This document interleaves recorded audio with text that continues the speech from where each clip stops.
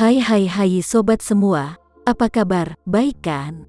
Semoga kalian semua sehat selalu, bahagia selalu, banyak rezeki dan banyak kuota agar bisa menonton video-video OKBIS lainnya. Yuk langsung saja mari kita lanjutkan ceritanya, cekidot. Hasilnya, semua orang bertepuk tangan dengan gembira, bersorak riak dan bersiul tanpa henti. Tiba-tiba, telepon Raya bergetar. Dia mengangkat ponselnya. Melihat Zaya Sucipto sedang menelepon, Raya buru-buru mengangkat telepon dan berkata dengan hormat, "Patriak." Suara Zaya datang. "Raya, bagaimana situasimu? Apakah akan lepas landas? Tidak ada masalah, kan?"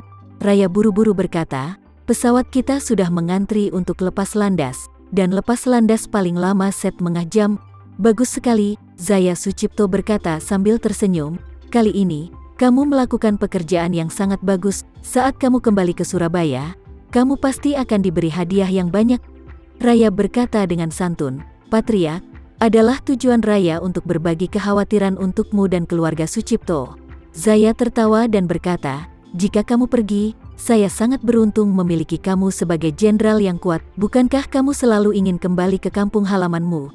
Setelah ini kamu kembali, aku akan memberikan liburan yang lama dan kembalilah ke kampung halamanmu untuk beristirahat. Kamu bisa istirahat sampai festival lampion lalu kembali bersamaku." Raya berkata dengan penuh syukur, "Terima kasih Patriak, saya benar-benar ingin kembali ke kampung halamanku untuk melihat-lihat. Akan sangat bagus jika saya bisa istirahat sebentar di sana." Zaya Sucipto berkata, "Kamu melakukannya dengan sangat bagus kali ini. Dan kamu pasti akan memiliki waktu liburan untuk istirahat yang lama ketika kamu kembali." Ketika Raya hendak mengucapkan terima kasih, sejumlah besar helikopter menderu dari segala arah di luar. Di luar jendela, Anda bisa melihat banyak pengangkut personel lapis baja mengaum, mengelilingi pesawat. Di langit, seseorang di helikopter berteriak dengan pengeras suara bernada tinggi, "Dengarkan semua orang-orang di bawah. Kami adalah pasukan bela diri Jepang. Kalian semua sekarang dikepung." Pada saat ini, lebih dari 50 master keluarga Sucipto di pesawat tampak terkejut.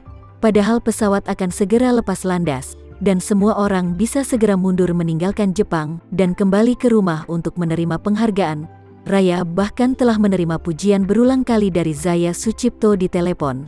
Siapa yang bisa meramalkan bahwa pada saat ini, segalanya tiba-tiba berubah secara dramatis sekali. Lebih dari selusin helikopter pasukan bela diri Jepang, 30 kendaraan lapis baja, dan pesawat yang mengepung Raya juga pasukan lainnya yang sudah siap siaga. Pasukan bela diri Jepang sebenarnya adalah tentara Jepang. Setelah Jepang dikalahkan tahun itu, menurut peraturan, negara yang kalah tidak bisa memiliki tentara, sehingga dilakukan beberapa perubahan dalam bentuk pasukan bela diri. Meskipun disebut pasukan bela diri, perlengkapan dan standar pelatihan dari seluruh pasukan bela diri sepenuhnya sesuai dengan Angkatan Darat reguler. Master dari keluarga Sucipto memang sangat kuat, tetapi tidak peduli seberapa kuat mereka hanyalah master seni bela diri. Pukulan dan tendangan kecil mereka di depan senjata dan senjata tentara Jepang sama seperti anak-anak yang bermain perang-perangan.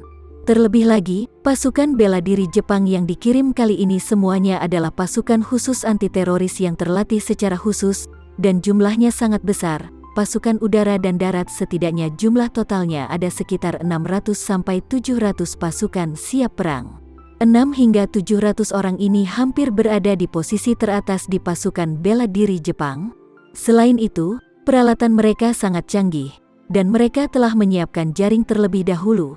Jadi tuan keluarga Sucipto tidak bisa dihindari. Raya, yang ada di dalam, tidak bisa menahan panik sekarang. Dia berseru dan bertanya kepada orang-orang di sekitar, "Ada apa ini? Bagaimana pasukan bela diri Jepang bisa menemukan kita? Siapa yang membocorkan informasinya?" Semua orang ketakutan, dan mereka tidak tahu siapa yang membocorkan informasi itu. Namun, mereka tahu bahwa setiap orang sudah melewati ini semua. Awalnya, gerakan yang mereka lakukan di Tokyo kali ini sangat mengejutkan sehingga TMPD dan bahkan seluruh pemerintah Jepang membenci mereka hingga ke tulang belulang, sehingga mereka akan melacak keberadaan mereka dengan segala cara. Tokyo dan banyak kota sekitarnya telah menerapkan kontrol keluar untuk menangkap mereka lebih awal. Sekarang mereka berada di tangan pasukan bela diri Jepang, tidak perlu memikirkannya. ini adalah masalah besar. Saat ini, Zaya belum menutup telepon. Mendengar gerakan di telepon, dia langsung berseru dan bertanya, "Raya, ada apa?" Raya berkata dengan suara gemetar, "Patriark, pesawat kita dikelilingi oleh pasukan bela diri Jepang." "Apa kok bisa?" Zaya merasa pusing dan takut saat mendengar ini. Dia diam-diam berkata di dalam hatinya, "Sudah berakhir. Ini sudah selesai, sudah tidak ada harapan." Keluarga Sucipto telah mengirim hampir 100 orang ke Jepang kali ini. Kecuali untuk beberapa personel pendukung dan tambahan, semua master inti sebenarnya ada di pesawat itu. Dapat dikatakan bahwa lebih dari 50 orang di pesawat itu mewakili setidaknya 80% dari kekuatan tempur keluarga Sucipto. Terutama Raya, ini adalah jenderal yang bisa setara dengan 100 orang. Jika orang-orang ini jatuh ke tangan pemerintah Jepang, menurut hukum Jepang, pelaku utama harus dijatuhi hukuman mati atau harus dipenjara seumur hidup. Memikirkan hal ini, Zaya hampir jatuh, dan dia dengan gemetar bertanya, "Raya, apa yang terjadi? Apakah kamu membocorkan informasinya, atau apakah ada pengkhianat di dalam?" Raya juga berkata dengan gugup, "Pulang. Saya ingin pulang.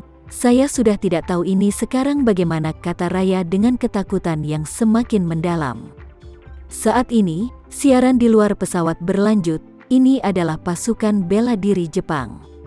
"Kalian dilarang untuk menghidupkan mesin pesawat dan buka pintu pesawat untuk penyelidikan. Jika tidak, kami akan melakukan serangan barbar." Kapten dan wakil kapten di kokpit panik terlebih dahulu. Mereka semua dapat melihat penembakan di atas bagian depan, dan meriam kaliber besar di depan helikopter yang telah diarahkan ke mereka. Di depan senjata militer semacam ini, pesawat penerbangan sipil sama sekali tidak memiliki kekuatan untuk menangkis ataupun menghindar. Jika mesin tidak dimatikan, meriam di helikopter bisa langsung mengubah pesawat menjadi sarang lebah. Jadi mereka tidak peduli untuk meminta instruksi dari Master Raya dan langsung mematikan mesin pesawat. Saat ini, siaran luar melanjutkan, "Ini adalah pasukan bela diri Jepang. Kalian harus membuka semua palka sekarang juga. Jika tidak, pasukan khusus kami akan menyerang." Kapten berlari keluar dari kokpit dan berkata dengan gugup, "Pihak lain meminta kami untuk membuka palka. Jika kita tidak membukanya, kita akan diserang." Ada juga kekacauan di kabin. Yang disebut master tertinggi ini benar-benar panik saat ini. Beberapa orang berdiri dengan panik, seperti lalat tanpa kepala, mondar-mandir di kabin, seolah mencari cara untuk melarikan diri. Lebih dari 50 orang, seperti kecoa yang dikurung dalam botol kaca, begitu ketakutan sehingga tidak ada yang bisa dilakukan. Raya juga panik. Namun, dia tahu betul di dalam hatinya bahwa begitu palka dibuka, itu sama saja dengan menyerah. Pembantaian keluarga Matsumoto membuat marah seluruh Jepang. Dia meminta semua orang untuk menyerah. Pemerintah Jepang tidak akan membiarkan mereka pergi, dan akan menghukum mereka dengan cara sekeras mungkin. Namun, jika kalian tidak menyerah, akhirnya mungkin akan lebih parah lagi. Karena pasukan khusus di seluruh dunia pada dasarnya mengadopsi pendekatan yang sama saat memerangi terorisme. Mereka akan menggunakan bom terarah untuk membuka pintu dan jendela kabin, lalu melemparkan bom flash dan gas air mata ke dalam kabin. Bom flash akan melepaskan cahaya yang sangat kuat, membutakan mata orang dalam waktu singkat. Begitu mereka kehilangan penglihatan, mereka hanya bisa dibantai. Dan gas air mata adalah pukulan ganda. Itu tidak hanya membuat orang batuk dan kehilangan semangat bertempur, tetapi juga membuat mata orang buta dan mengeluarkan banyak air mata. Bom kilat dan gas air mata datang bergantian berkali-kali. Sebelum pasukan khusus menyerbu masuk, orang-orang di dalam mungkin tidak dapat menahannya, memanjat keluar dan menyerah.